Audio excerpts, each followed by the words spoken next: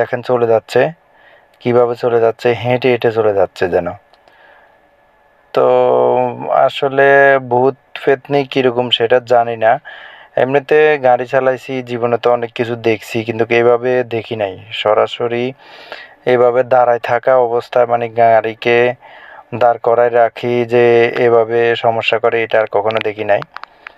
মহিলা শুধু বারবার বলতেছে দাঁড়ানোর জন্য। আমি গাড়ির সামনের লাইটটা জ্বালাই দিলাম, দেখেন লাইট জ্বালানোর পরে এই অবস্থা। ওই যে কর্নারে যাইয়া কি করে, আবার হঠাৎ করে কি হয়ে যায়, কর্নারে গেল না, যাওয়ার পরে আবার এখানে যে ডেড বডিটা নিয়ে আসলাম, ডেড বডির বাড়িও এখানে, কিন্তু ভিতরে, অনেক ভিতরে, রাস্তা থেকে অনেক ভিতরে।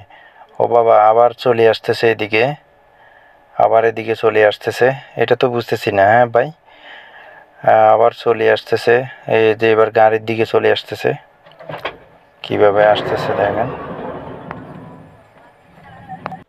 আসার পরে আমি পরে একবার ভিডিও বন্ধ করে দিলাম ভয়ে।